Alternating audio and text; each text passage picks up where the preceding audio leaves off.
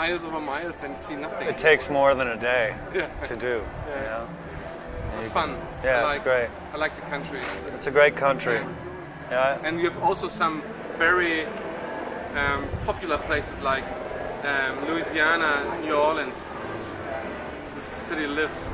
That's also like that's my adopted hometown. Yeah. I mean, I stay on the West Coast, but I spend a lot of time in New Orleans. Yeah. It's kind of like there's no other city like it in the world. It's the South, so it's steeped in some of the redneck traditions of the South, but it's the loosest city in all of the South, so they're very accepting as well. And it's dirty but beautiful, you know? Like the food is amazing, but there's a little dirt in it, you know? The food, just the Cajun food this is great. Yeah, it's a strange mixture of Indian, French, swamp food. You know, it's very bizarre. You know, ethnic food. It's everything in a gumbo. You know, so. And also the Tex-Mex stuff. The Texan ranchero sauce, and it's a little more of a wet Mexican. Yeah.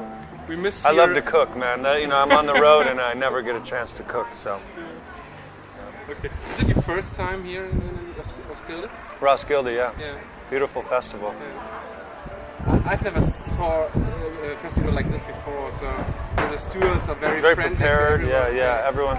Well, I think after last year they're going out of their way. Yeah. You know, and I believe last year was an accident in the true sense of the word. It happened on accident, and these things have potential to happen anywhere. And I think their reaction is to be overwhelmingly gracious. And if that's a reaction, then perhaps then this is a good situation now, today, because a festival should be gracious to all its people that come, you know, bands and kids alike, you know. So. Yeah, it was sad that it happened to Roskilde, because this festival is very different to the other ones in Europe, I know. I think that there's a strange symbolism in that it would happen here, of all the ones where you get treated like shit, you know. Like Reading is a cool festival, but they treat you like a 7-year-old, you know. Everybody. Yeah. Where you go? What the?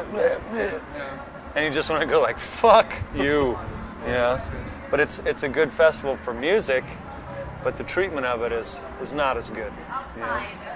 So, life is hard. People get scared. Het leven is hard en mensen worden bang. I'd like to talk a little bit about your album, but I think it's released now for nearly a year. Yeah. It's nearly time for a new album. Well, I mean, that's why we're on this tour, to get tight. Yeah. Because right when we go home, we start to record a new record. We find that our chops, when they're really good, you just go in and you're tour ready. And so we're playing these new songs with the intensity of being on tour. So that's why we chose to go on tour, to prepare. Is it also a good thing for you to see how the new songs works? We don't play them live because we feel we've always played what we wanted to hear, and thinking that if we love it enough, then everyone else has a better chance of liking it. And we're not really big on trying it out and then saying, well, it didn't get a good reaction, so we need to change it, you know. I think we just play our favorite music and then hope it's yours too. I think it's out of our control after we've created it, you know, we created the music. So. After the time when you finished with Caius, you did many things, many new things. Especially there's one thing, the Desert Sessions series. Yeah. What was the reason for it? Well, I didn't have a band, and I really wanted to play, and you know, Caius was so insulated. We refused to play with anyone else in our circle, you know. And I realized that playing music is a gift, and that ideally I want to play with as many people as I respect as I can, and so the idea of the Desert Sessions came about. There's a studio in the middle of Joshua Tree, in the middle of nowhere. You can see someone coming miles away, and it's like a musical experiment, like a great mixtape that has no respect for genre or style, and people come together that do and don't know each other and switch instruments, and you know, and improvise music on the spot, written there, now, recorded now, you know. And oftentimes I've used it like as a testing ground for Queen songs. We've taken, and sometimes Desert Session songs have been so good we put them on Queen's records. It's like a song bank. And I just finished 7 and 8, and I started a small label called Records that only does art, and it'll do Desert Sessions. Oh, great. You know, and the new ones are the best ones ever because I have an understanding of it better now too. You know, I mean, in the beginning you're flying off the handle hoping, and now I think you're still flying off the handle, but you know, preparing the handle to fly. You know. So it's good fun, good music. Sounds good. Yeah. Why do you call your music with Queen of the Stone Age desert rock, not Robert rock? Well, I think that, you know, there's elements of electronic music that I really enjoy, and I like different forms of trip hop and some hip hop and some dance music, but I don't feel like for Queens to use those elements directly would sound right for us. So instead we play a rock and roll version of trance repetition. You know, you hear something happen once and it's gone, but if you hear it repeat, it becomes a trance-like groove.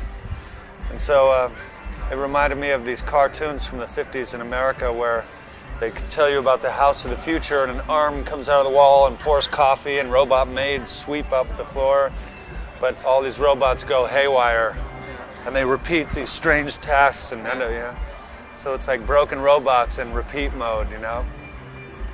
And I think it's also a revolt against stoner rock, because I think stoner rock is a very finite category to be in, and I think we're too wide for a finite category.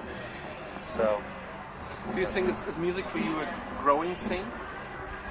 Absolutely. I think if I'm lucky enough to play music for my job, I guess you'd call this, then I feel obligated to push it out. And you know, every time we go to make a record, we take a look at the music scene and whatever's happening, we say, okay, we don't need to do any of that because it exists. So it's everything else that is what we're going after. The unsupply, undemand theory, you know. And I think all musicians should be obligated to push out their own style and make it as original as they can. If not, they're making toothpaste or deodorant, or they're selling product, and then that's not what this is about for me. You know? Do you still listen to a lot of other musicians and other styles? And I don't listen to very much heavy music. Yeah. I mean, because I play it, I'm very particular about the heavy music I listen to. Have you ever heard about Calexico? Oh, I love Calexico. Yeah, great, yeah. Yeah, it's a great band. Fantastic band. Yeah, I mean, and Tom Waits and Johnny Cash and Bjork and Elvis and Roy Orbison and Slayer, Motorhead and Black Flag and Subhumans and the Stooges. What's difficult for me to listen to is the fifth generation of something, you know. And I like to go to the source, like what started something, or what you believe is really compelled to do its own thing. Like we did a show the other day, the Werchter Festival in Belgium, and the lineup went us, Deftones, and Tool. And I felt really proud that it was like, here's a lineup of 3 bands that walk their own tightrope. You know, don't like it if you don't want, but it's not fake. You know? Deftones is another great band. Yeah, it's a great band. It was Far together. Far. They split up, and you know them? Far? Uh-oh. No. It was a very good friends with Deftones. I saw them a couple of years ago in Hamburg in a very small club, and it's wow, it's rocks. And I saw them on Friday or Thursday here, and I saw them in front of 40,000 people. And I said, wow, it's great. It's great to see it progress without it giving into the quick road. You know, the Deftones have a long history. Tool has a long history, and certainly we have a long history too. And it's better to be perennial and move slow I don't want to blow up, you know, be the biggest band, and like that's not why I'm here. Is to blow up, you know. If we do well, I'm not gonna cry. But if we don't do well, I don't really give a shit. You know what I mean? It's like it's not for that, you know. When you're in places like here, is there also time for you to just see other bands and then meet other bands maybe, and just have also a little bit fun?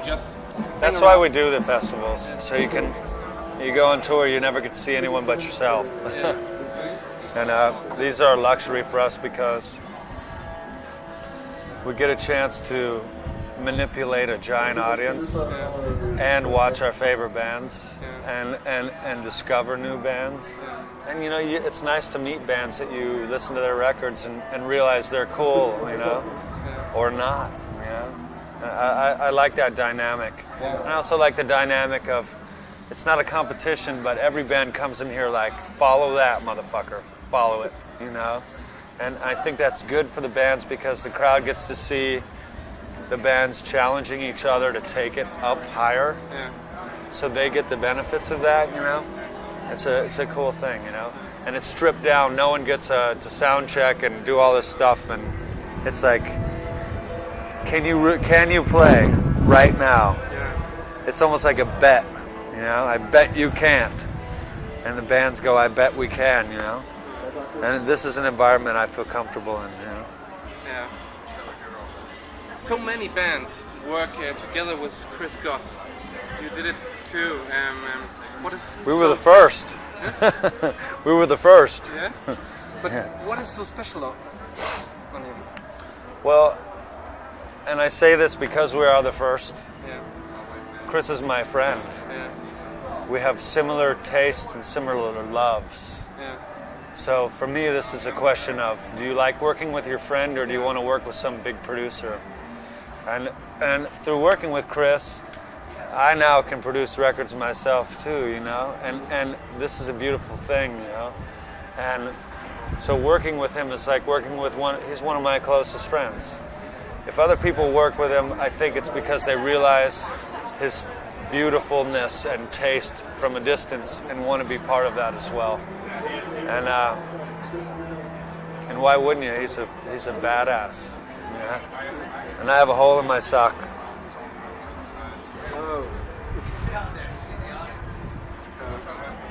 Okay, I wanted to ask you for a last thing. Is it okay for you to do a host for the festival for our show? Just to do, say, hi, you're watching Kuno Video Magazine. Kuno? Kuno. Yeah. Video Magazine on Roskilde Festival. Hi. This is Josh from the Queens of the Stone Age. You're watching Kuno Magazine television at the Roskilde Festival. Roof! Great. That's all. So you're